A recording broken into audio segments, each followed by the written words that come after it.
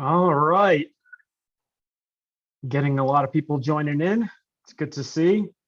Thanks everyone for joining today's webinar, 19 massive telehealth learnings after 4 million visits in 2021.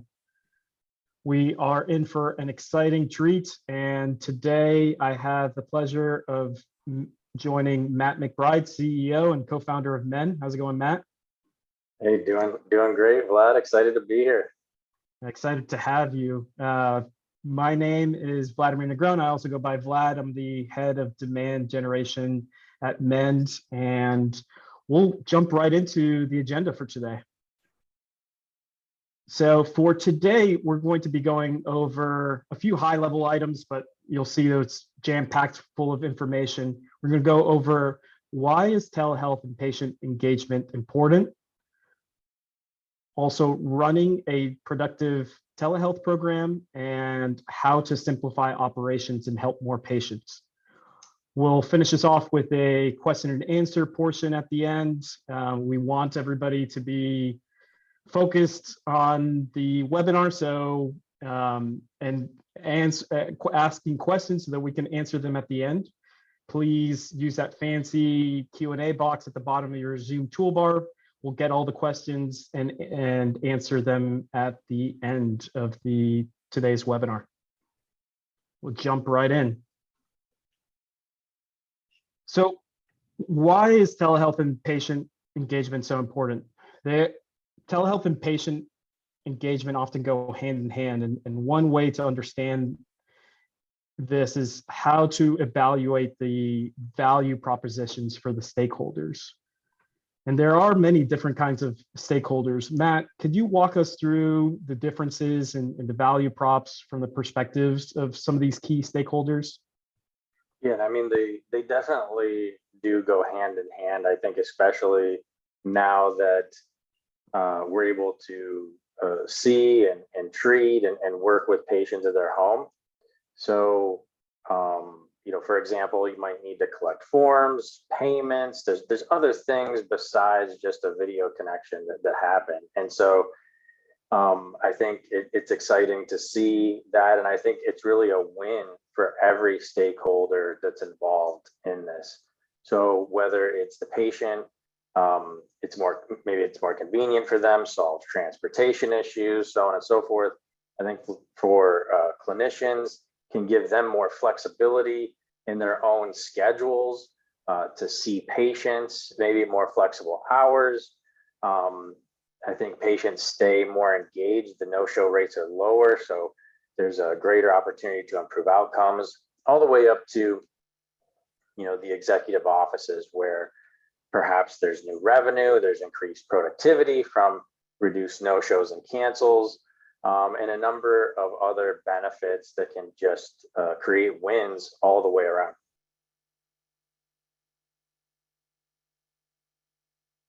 When it comes to telehealth adoption, Matt, we know that a big component of it is satisfaction. Put simply, if patients or providers don't like it, then it just won't have that much impact. So what are you seeing? What is the data saying about how telehealth is being received now? We know that there's been some changes as of late. Like what is the impact that telehealth is having today? Yeah, and I mean, we were talking before the webinar, right, about just how incredible it is at how the whole world can almost change overnight because of the pandemic, whether we're working remotely, seeing patients remotely.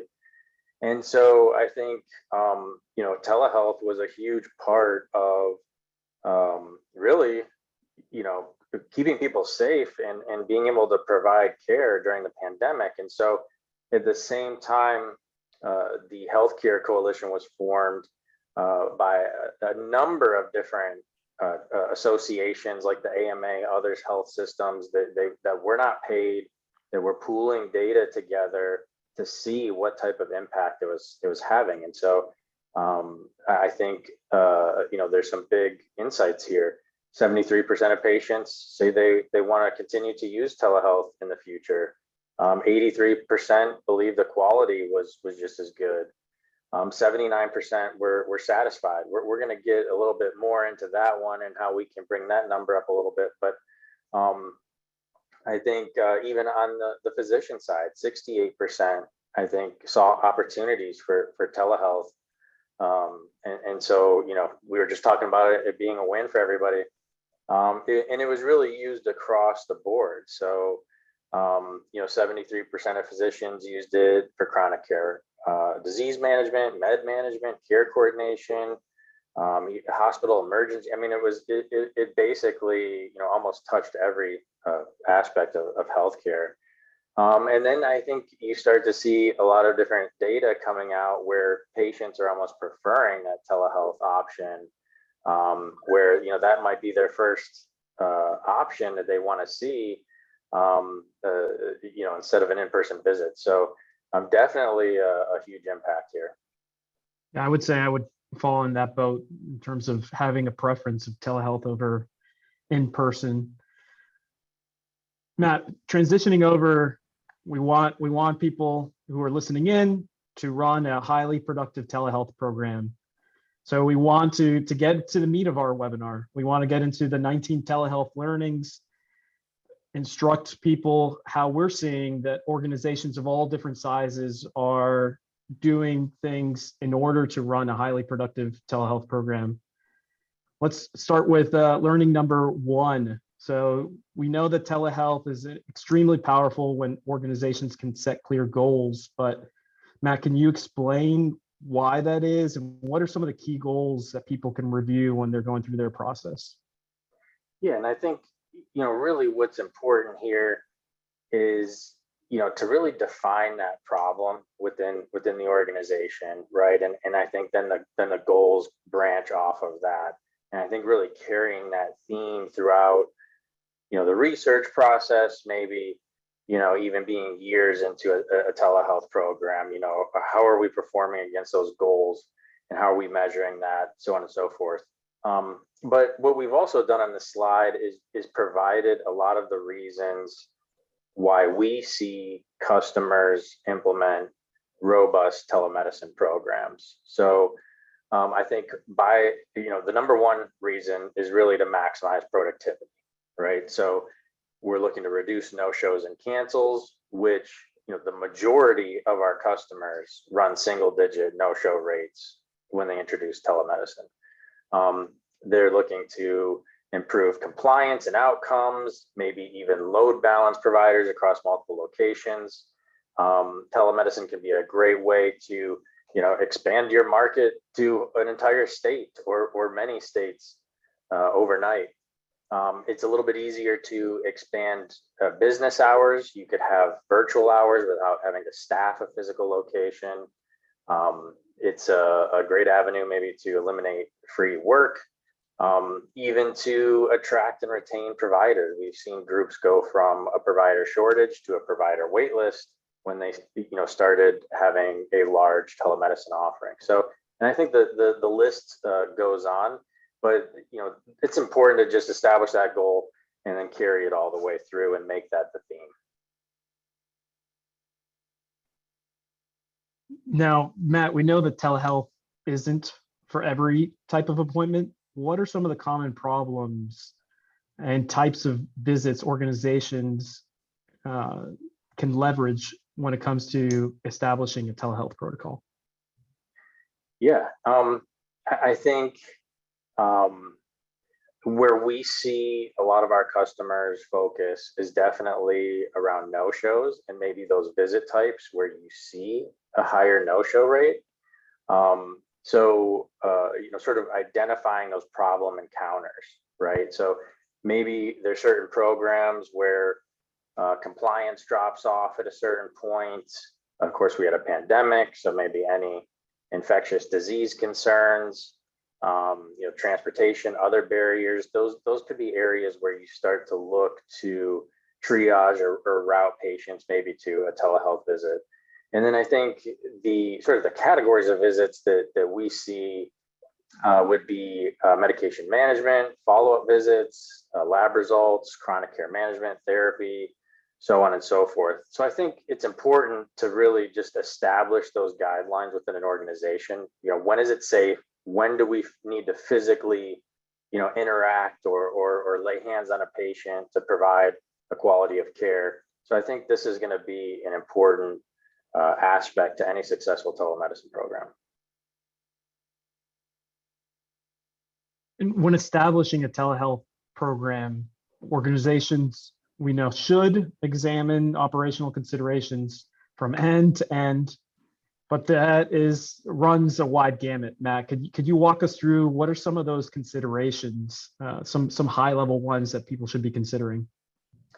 Yeah, and I think you want to think about that entire patient journey, right? It's not just when you're face to face with the patient, right? It's not just the video feed. And so I think it's thinking through everything from marketing, and maybe the very first time somebody is even hearing about your organization or searching for the services you offer, to how we're going to schedule somebody, to the maybe new appointment types we need to have for virtual visits.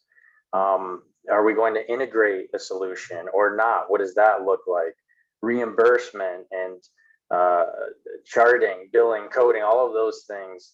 You're thinking all the way through the entire patient journey, from whether they're actually being seen and cared for, to all the things that might happen before, all the things that might need to happen after. All of those things apply and are areas that folks should think through for their organization.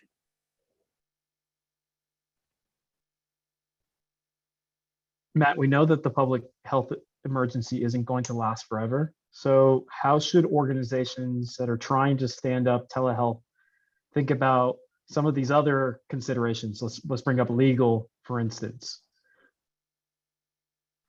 Yeah, I mean, the healthcare heavily regulated, lots of rules and regulations to follow from a federal perspective, a state perspective. So there's always a number of things to consider. So I think first of all, there are a lot of temporary waivers in place due to the pandemic. So while we still have a public health emergency in place, all of the waivers are in place. Some probably won't continue on, right? So if you are trying to manage a healthcare organization, what do you do? How do you sort of take matters into your own hands? I think payer contracts is the number one place to start if you're thinking long term about your organization. We've seen customers prior to the pandemic in states where laws were not favorable, federal laws were not favorable. We've seen them work with state payers. We've seen them work with private payers, negotiate equivalent reimbursement rates in their contracts, and move forward with very successful telemedicine programs. So I think if you're worried about the public health emergency, where are things going to land when that ends? You can solve it today with payer contracts. The next is that the state laws do matter. There are things that you may not be able to circumvent. Telepsychiatry is big. Maybe state laws prohibit prescribing of controlled substances, things of that nature. So that is something to definitely be aware of. We recommend looking at the Center for Connected Health policy. Breaks everything down state by state, the tremendous resources. They put out great email updates. They have links to all of the specific statutes that you might want to review. So that's a great resource for maybe anything state specific that you want to look at. And then finally, one of the waivers that's in place is the ability to use a solution that is not HIPAA compliant. And I don't think anybody feels like that waiver is going to survive the end of the public health emergency. So not only that, patients do care about their privacy. It's an important issue for people. So I think they want to, your customers want to feel like their information is secure, but that is likely going to end soon. And so really making sure that you have HIPAA compliant solutions and solutions that can comply with some of the other regulations around maybe texting and emailing and all the other things that come into play here when delivering care online. So when we're talking about all these different components, a big part of that is understanding and prioritizing technology and IT. There's a lot of flexibility in doing it the right way, but we need to think long term, right, Matt? So what are you seeing here when people need to think about prioritizing technology and IT? Yeah, so I mean, running a successful virtual program does require some technology, right? But I don't think it's a heavy lift, right? So I think you want to find a solution like MENS, HIPAA compliant, high tech compliant, SOC 2 type 2, and all the other regulations that are listed there. For the most part, you should be able to use all of the existing equipment that you have in place. Laptops are prevalent, or other mobile devices, iPads, whatnot. They all come with cameras and microphones. Should be able to use the existing equipment and internet equipment, so on and so forth. And then also having a plan for folks that do have any difficulties with the technology as you progress in the program, maybe out of the gate, or maybe somebody has an issue with the device or something down the line. So having a plan for technical assistance. At MEND, we do provide instant technical support to both patients, providers, staff. So we have support available within seconds. We also have some shortcuts that providers can use they don't always have time to interact in a chat. So we've got some shortcuts for providers. And then of course, we may have certain organizations where we're really synced up with their own internal help desk. But just sort of thinking through those needs around technology and IT are going to be important to have success long term. No, Matt, I love checklists. It's just an easy way to go through and make sure that we're sticking to where we need to go. What should people be considering when they're trying to do something like creating a scheduling script and going through a checklist of items? Yeah, and this seems pretty granular, right, to get into a scheduling script, but I think it's an opportunity to be proactive in a new modality of care, right? And inevitably there are going to be some patients that aren't as tech savvy, or maybe they really like to be prepared and want to know every detail on what's going on. So I like to think of this as maybe you're going in for some sort of outpatient surgery and they give you a checklist of items to do's and don'ts and what you have to do so that you can go in and be prepared to have whatever procedure done. I think when that patient is being scheduled, this is the opportunity to set expectations, right? So I think first and foremost, we've got to have good contact information so we can get them a link and maybe reminders for their appointment. We want to make sure they have access to the technology. So confirm that they have a device, that they can maybe be in a quiet location so that we have a positive provider experience. Maybe let them know there'll be some consents that they'll see.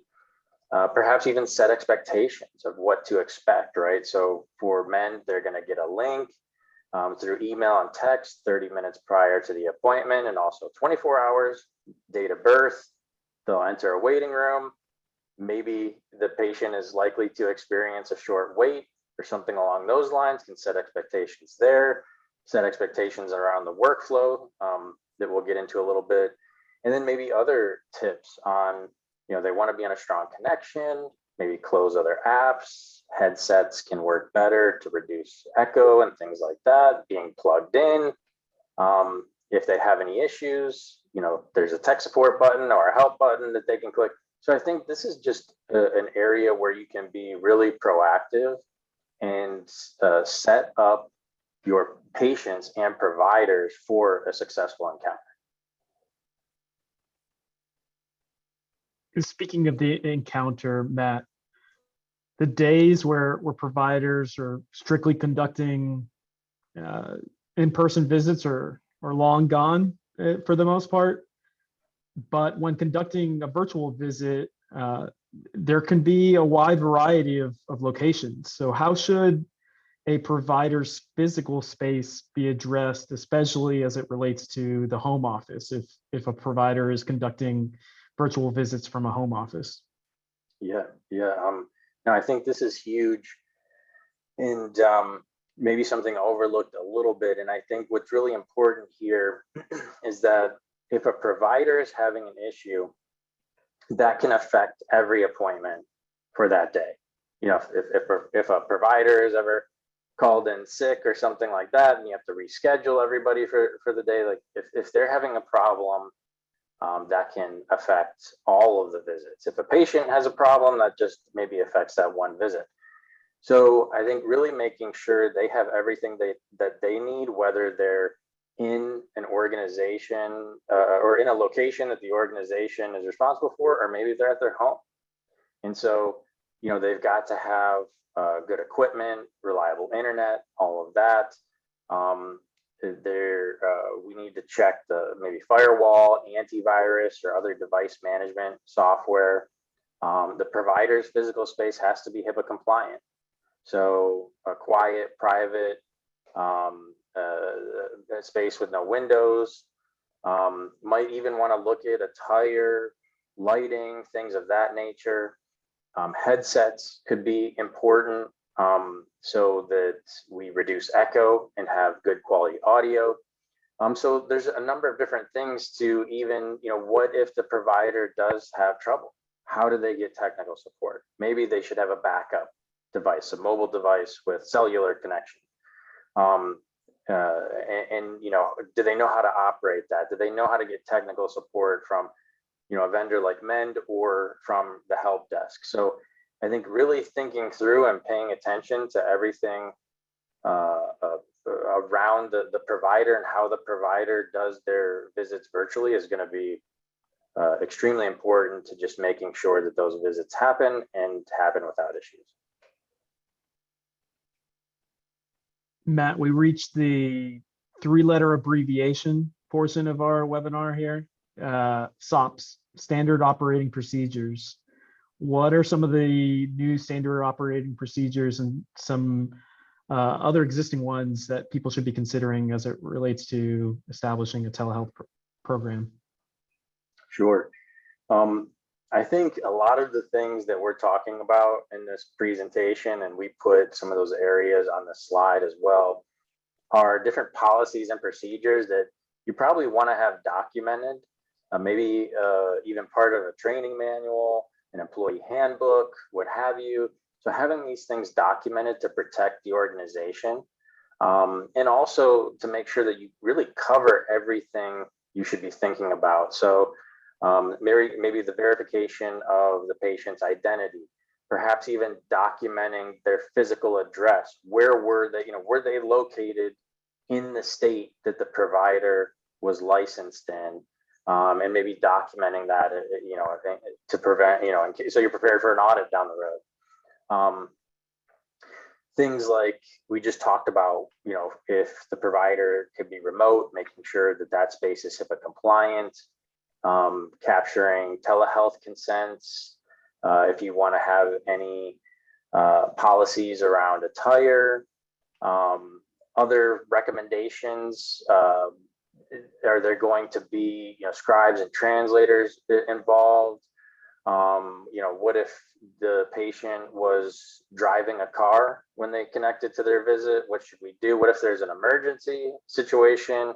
So I think you know, there's a few people asked, will we get these materials? And yes, we'll give you all these materials, and we have some additional materials as well. But just making sure that you have everything documented and you have those policies and procedures in place to protect the organization is going to be important. Billing for telehealth and virtual visits, Matt, can be fairly complicated. at a high level, can you break down some of these basics for us so that we understand what are some of the billing basics that we need to uh, realize as we're going through this process?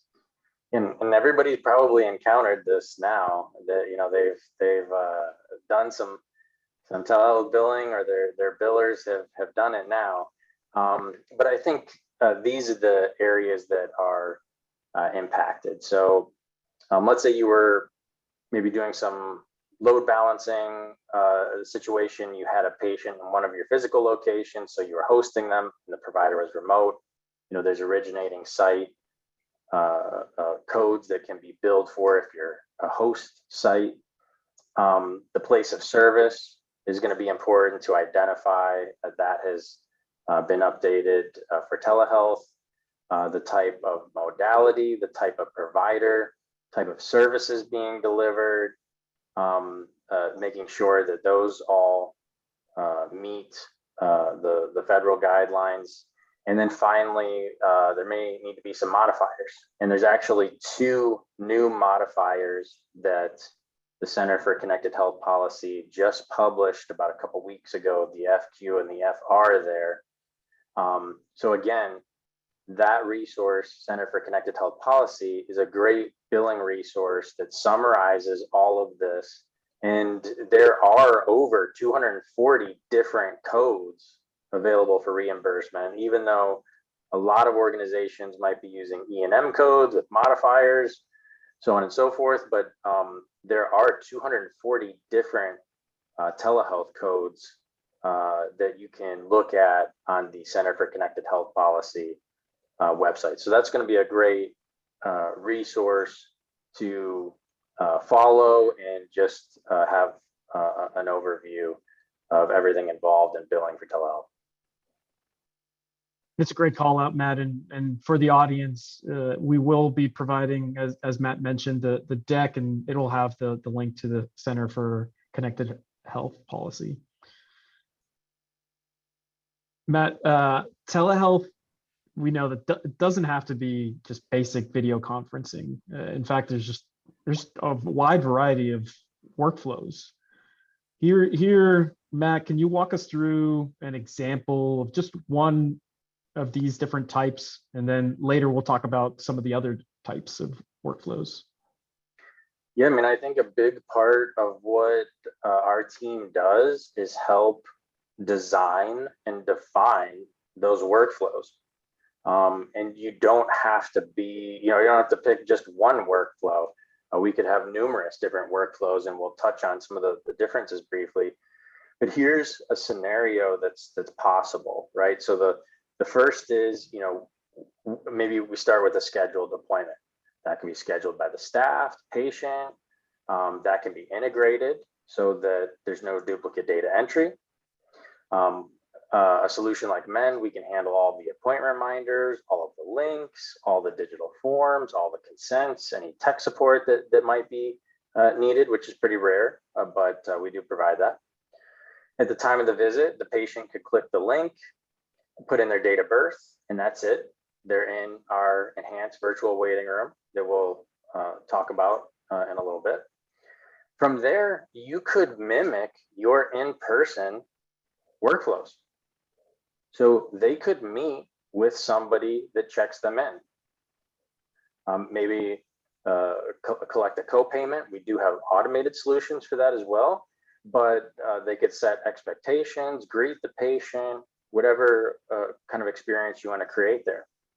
Then you can transfer patients. You can transfer them directly to another individual, or you can transfer them to a queue where the first available resource can pick them up.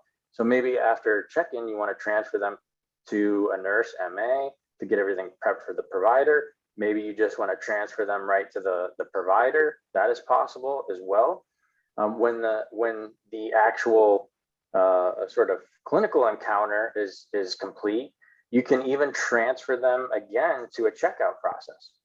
And that could, again, be an individual person or a queue where it just gets picked up first come, first serve. Checkout sets up follow-ups, maybe collects final payments, does anything else provides educational information, what the doctors know, whatever else needs to happen to conclude that visit. So this is what's possible on a more robust solution where you can run workflows that everybody in your organization, even patients, are already used to. And what I hear when we're going through this, Matt, is customization and flexibility.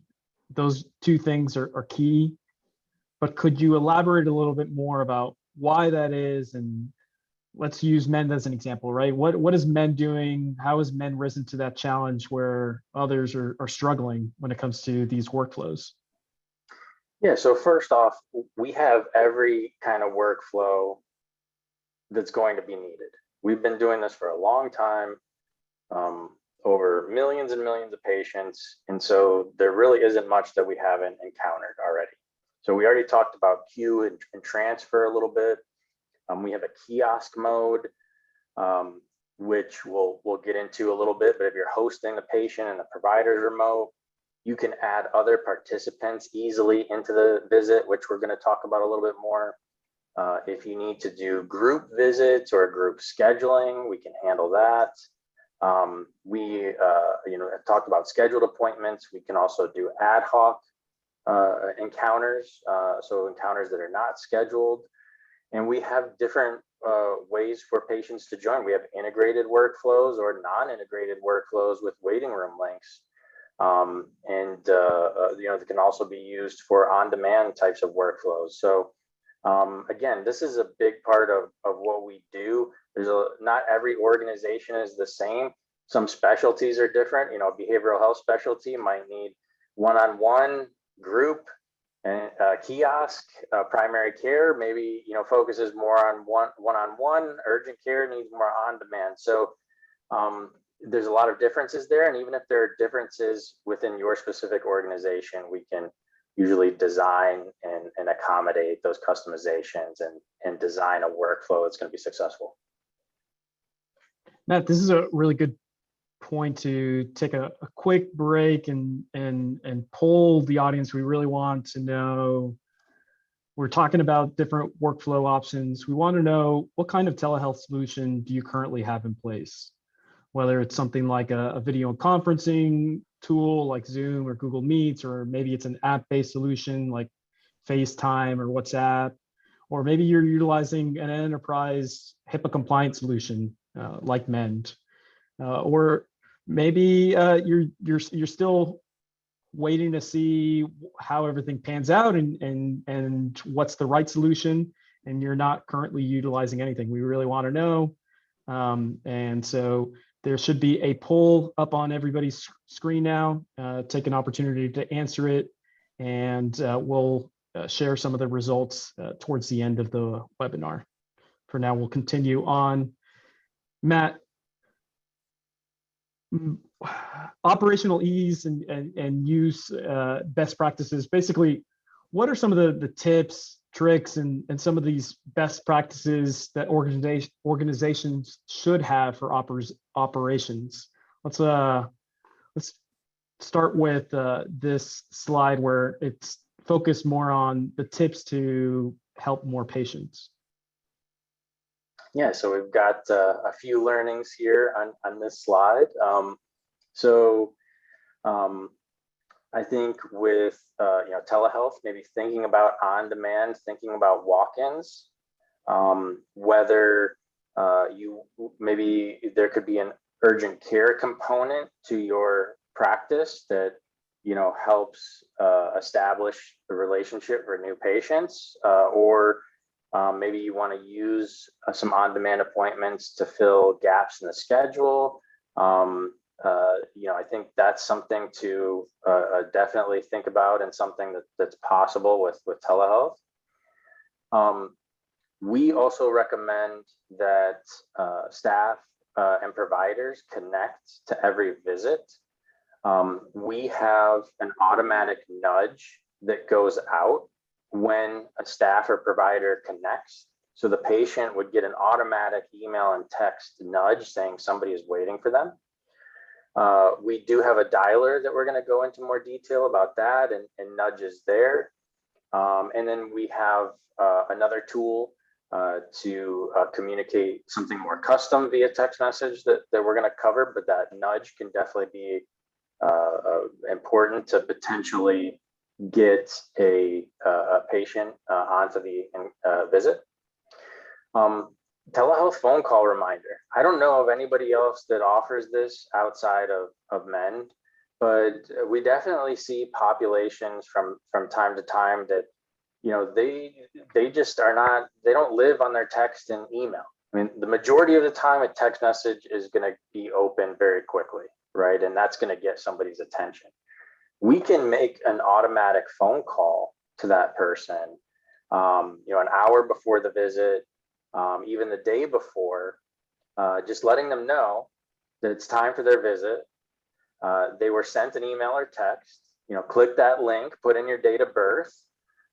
That can be a custom message that we deliver, but that telehealth phone call, if you, have seen high no-show rates in certain populations within your telehealth program, we've seen those phone call reminders make dramatic improvements for a certain population. So that can be really helpful. And then finally, we've already touched on the telehealth kiosks. But if you think about that in terms of load balancing across the organization, you could have some rooms with some basic telehealth equipment in it. You see a surge in a location, you might be able to bring in a provider from a location that is a little bit slower. Also, it could be a way to bring patients into your telehealth program that aren't as tech savvy, don't have the technology, still prefer coming in. They could come in front of a kiosk and still access a provider remotely. Speaking of technology and the importance of it, bandwidth is a key component. It's vital for virtual visits. So how does Mend approach the issue, especially as it relates to low bandwidth, and how, as we see here, Matt, like how does it stack up against others? Why are we concentrating where we're concentrating?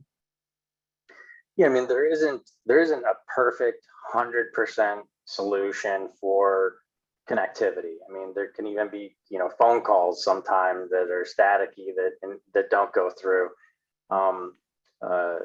So I think the idea here is you want to have a solution that can go very low, that gives you the opportunity to work in rural areas, gives you the opportunity to work on cellular connections if needed, has audio fallback capabilities. So whatever solution you choose, you want to make sure that you have something that can go very low, so you have the greatest chance of success in making sure that visit happens.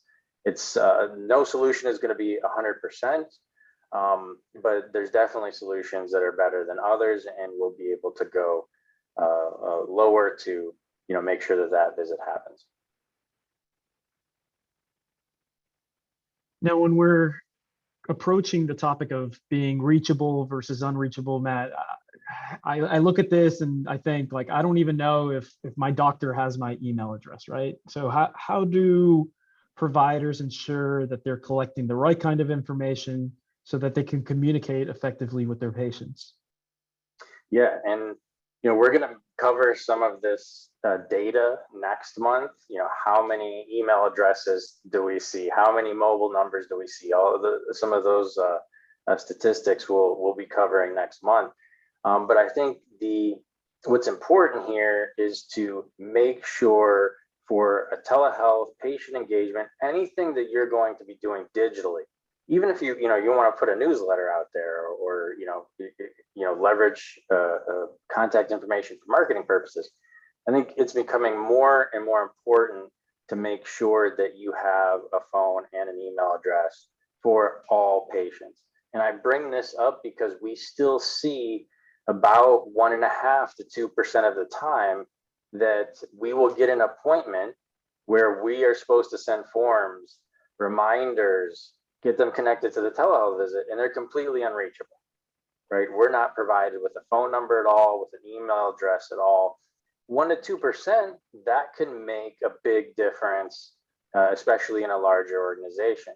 So this is extremely critical that we, always have a phone and email for somebody, preferably both, because that person may find it easier to do a visit, fill out their forms, whatever they need to do. They may find it easier to do on a computer where they can maybe access their email address a little bit easier. Now, are there folks that aren't going to have an email address? Sure. Are there folks, couples and groups that share email addresses? Sure. That all of those scenarios are going to happen, but it's very important that we can that we have contact information so that if you want to do something digitally, we can communicate and engage with that person digitally and get what you need. Having a good provider experience while utilizing a telehealth platform, Matt, is crucial. You know that, I know that. So what's one of the ways that the best platforms handle this while still keeping it easy for providers? Yeah, so a nurse, MA, provider of any kind, right? They're going to want to have access to that chart to review any prior information, to take new notes, do whatever they need to do, right? But in a virtual setting now, you've got this video piece. So there are a lot of groups and providers that will use two different screens, but going with a solution that has picture-in-picture is going to be huge for providers. I think this is probably one of the most popular features for providers that we have. There's a very simple picture-in-picture option. Now the patient's video is just hovering wherever they want on the screen and whatever size they want. And so they're always able to see the patient at all times, but they have full access to the chart and anything that they need to provide quality care.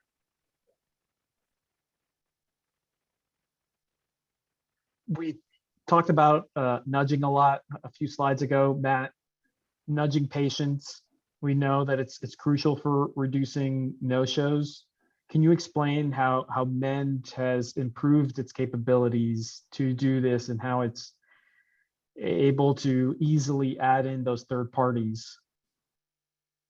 Sure. So we talked about the automatic nudge that we have if a staff or provider joins a visit, which we recommend. Then when you're inside of a visit, we have this invite user tool, which can again be used to send a patient a message, nudge them again. It's also a great way to get other folks into the visit. So whether it's a patient that we have on file, where you just want to plug in an email, phone number, might need to get a parent or guardian in, maybe a scribe, translator, spouses, other providers, whoever that might be, you have this ability to add additional people, to send a message, and even nudge the patient to join if that's required. And when we're talking about third parties, there's different kinds of third parties, Matt. I know you know this. So when we're talking about third parties like scribes or translators, how does Mend approach that, and how is it able to easily add people in? Yeah, so we have an in-visit dialer, so you can actually make outbound phone calls from within a video visit that you're doing on our platform. So there's a number of use cases for this. First, we're going to have the patient's phone number on speed dial at the top. So the dialer could be used to call the patient, time for your visit, click the link, come into the visit. So again, you can use a dialer as a nudge for the patient. It's also a great way to bring in a scribe service, a translation service. So with our dialer, you can dial any number you want. So this means that we can really work with and support any translation service. It's also potentially a backup option, right? If the visit fails for some reason with the patient's connection, somebody loses, patient loses their internet connection or something like that, call them, complete the visit that way. So having that outbound capability to make a phone call, dial in a parent, a guardian, maybe somebody else that we need to get into the visit. I think this can be an important workflow for a number of different use cases to provide care. Matt, we're wrapping it up here on learning number 19. Patient satisfaction is often a struggle when it comes to virtual visits. Can you explain, we talked about it earlier, but can you explain a little bit more of this enhanced virtual waiting room and how it's one of these innovative ways that Men's combating improving the patient satisfaction? Yeah, so if you go all the way back to that Healthcare Coalition slide that we talked about, through all the data that they aggregated, there's about a 79% patient satisfaction rate with the telehealth visit. And on Mend, when we introduce a waiting room experience, we see those ratings go up into the 90s. So it becomes a 5-star experience.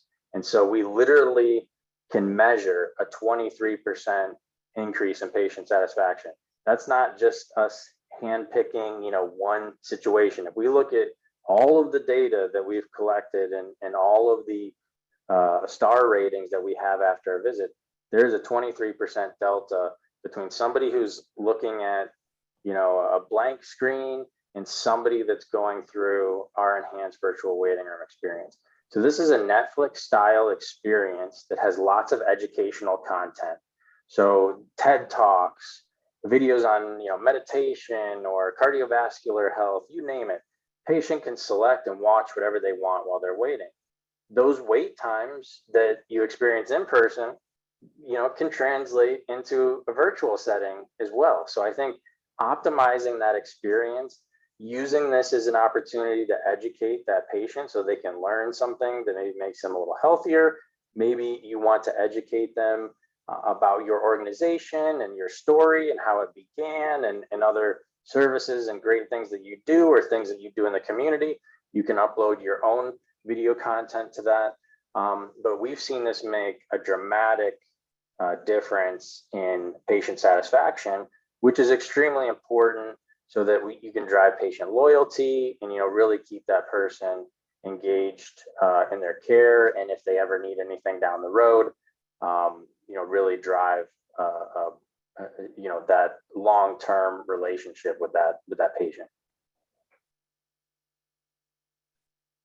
Ladies and gentlemen, we've completed the 19 learnings portion of the webinar. It's been quite educational for me. Matt, I know that you're always doing a lot and explaining and educating us. Before we move on to the question and answer portion of the webinar, can you, Matt, can you bring it home for us and explain? We know that there's a lot of options out there. So why is Mend the one partner, the one integration, the one experience that people should be selecting as their patient and telehealth engagement platform of choice? Yeah, I mean, our vision was that there would be some significant percentage of virtual encounters in the future, but that in person would still be important. And so we have built a complete patient engagement platform. So it doesn't matter if the patient's coming in, you're going to their home virtually, you're going to their home physically in some cases, in some practices. Everything is designed to work across any appointment type. So whether it's our reminders, notification, and our patient attendance predictor that goes along with that, payment capture, our patient scheduling works across any appointment type. We have, of course, our telemedicine and the enhanced virtual waiting room that goes along with that, our digital forms, our secure messaging.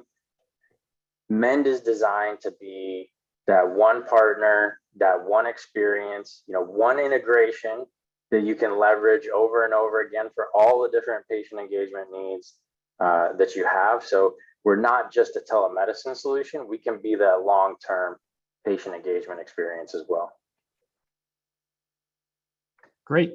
So we've come to the question and answer portion of the webinar. If you haven't had the opportunity to ask your question yet, please fill it out and we'll get to it if time allows. Before we jump in there, Matt, did want to review with the audience real quick the results of the poll. So the poll was, what kind of telehealth solution do you currently have in place? Matt, I don't know if this would surprise you or not.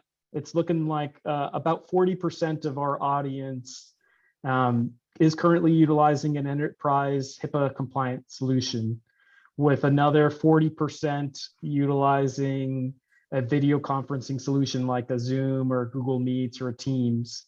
And then about 15% are currently not utilizing any telehealth solution whatsoever. So there's a good mix there, Matt. Yeah, well, I think more and more people are seeing, all right, long term, gonna have to have something more robust, going to have something integrated, compliant. So that's awesome. Great. So we'll jump right into some of the questions. We'll answer one quickly at the top. That's it's really important. Will we be getting this webinar recording and deck afterwards? We've got this in a variety of ways. So I just want to repeat here at the end, we'll be sending along to the email that you registered with the webinar recording, a deck, and some other good materials to go along with it. Matt, can you elaborate a little bit more about the ebook that we're going to be sending along? Yeah, so we have all this material in an ebook as well. I think it'll give you a lot of the additional context that Vlad and I have just been talking about. So you'll have that. And then we've got some bonus materials in there as well, some other tips and tricks in there as well. So I think that's a more than just handing the slides. I think the ebook kind of gives you all of our notes and the slides as well. So we'll get that out to everybody. All right, moving on to another question, Matt. During the initial scheduling, does the patient have to provide a credit card?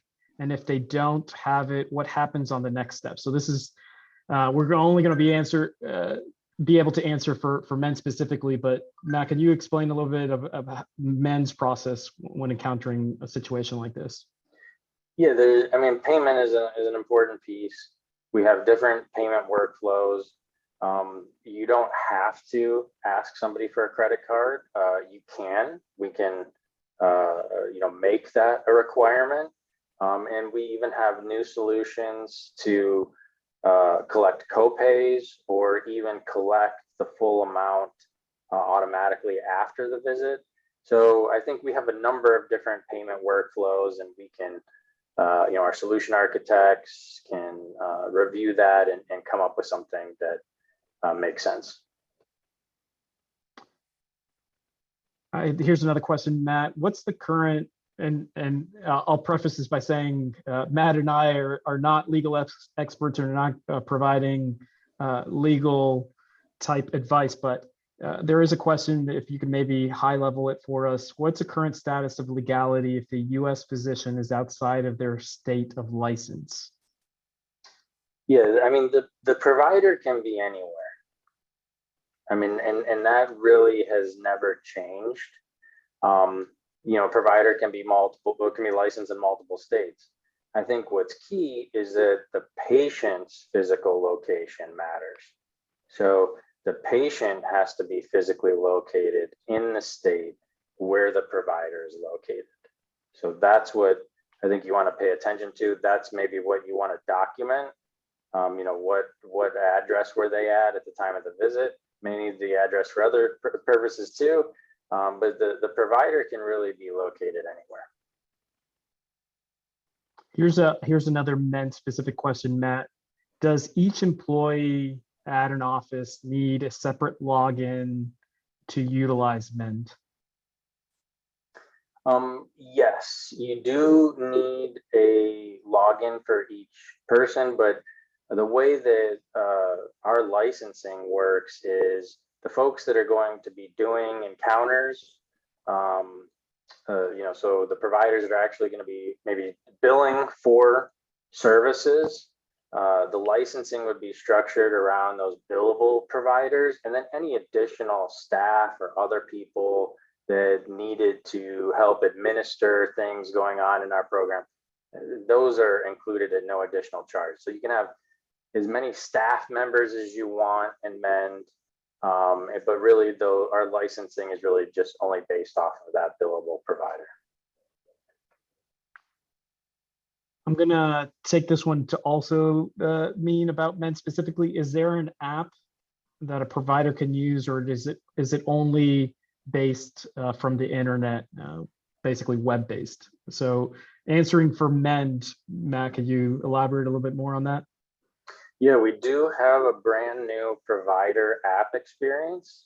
So it's just very simple, provides access to appointments, has a dialer, does allow you to start ad hoc visits or even schedule visits. So it's a simple experience. And then we do have a portal on the web.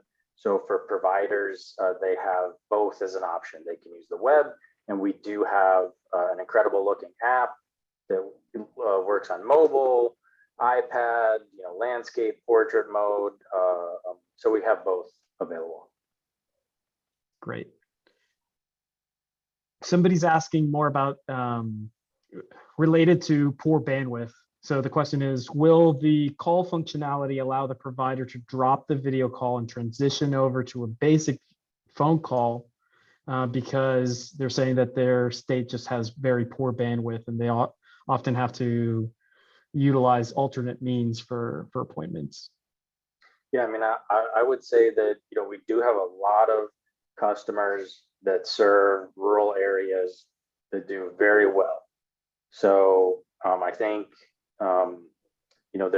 there is a high probability on our platform that you can make the video happen, even in rural settings, because our platform can go very low. We showed an in-visit dialer. So that dialer can be used to call the patient, and it can be used to call other people in as well. So if you needed to dial a patient in through the phone and then maybe dial a translator in as well, you can do that. So I think that dialer, we'll circulate the materials so you can look at all the use cases there, but that dialer can serve as a great backup in that case where you need to make a phone call to the patient. Matt, this question goes back to our translation slide. Does Mend currently contract with translation services? Basically, how does the translation component work alongside Mend? Yeah, we do have some translation services that we recommend, like LanguageLine, but our system is really set up to work with any translation service. Most translation services are dialed in over the phone.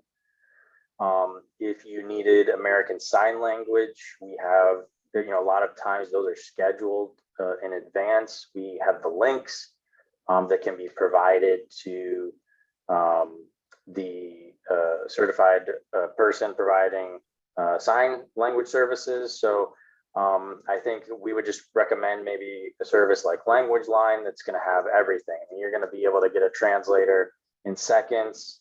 They have competitive pricing.